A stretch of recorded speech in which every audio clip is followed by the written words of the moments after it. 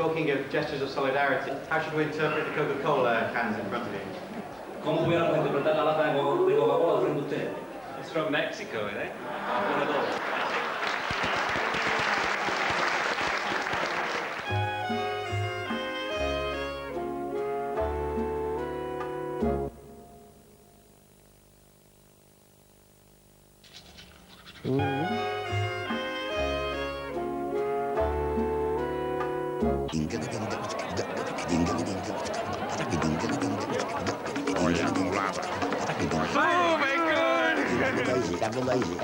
I'd never felt like that after I came off after gig, ever.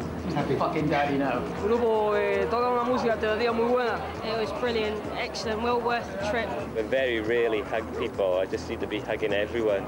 I even hugged the crew. It's the first time that I saw my president in a concert like this. Noel Gallagher goes to meet Tony fucking Blair and we meet Fidel Castro. I was just calm and waiting for everyone else to calm down.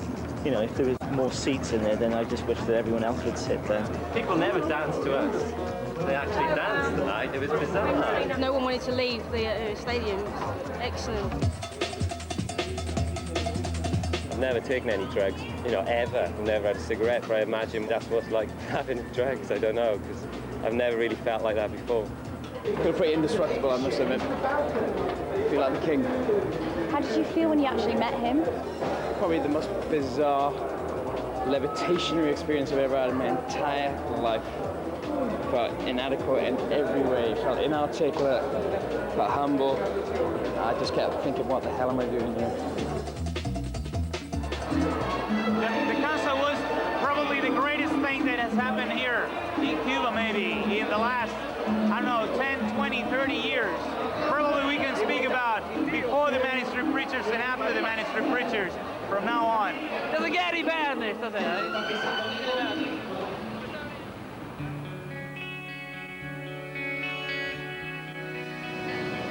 Not many people achieve all the dreams that they want, and we haven't stopped in the last 10 years, sort of achieving things little by little.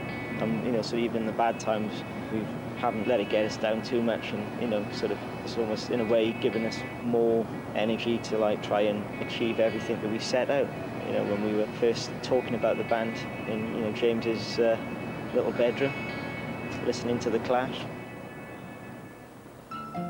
I always think about when we are going to finish as a band. I always think about that because I'm already slightly aware that some of our, say, beliefs, ideals, values, whatever, some of them are already are viewed as being a tiny bit quaint, a tiny bit out of date, perhaps.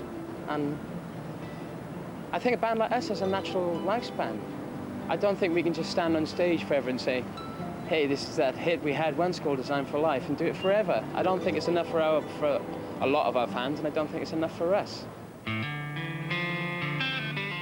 The fact that we've actually tried, it's like it's Jack Nicholson in One Flew Over the Cuckoo's Nest, when he's trying to lift the sink up and he can't do it, but he just goes, hell, I tried. And if you try and fail, it's much more important than just being a lazy British band like every fucker else.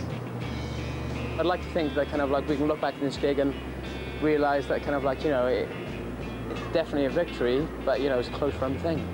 I think that's important for a band like us. Important for us to take risks, and just get outside of that comfort zone of knowing we can play to 10,000 people a night in Britain. I think it's important because otherwise, I think people have pointed it out that we just spent the latter end of our career just coasting, and now we can just show them we didn't. It's called rock and roll music.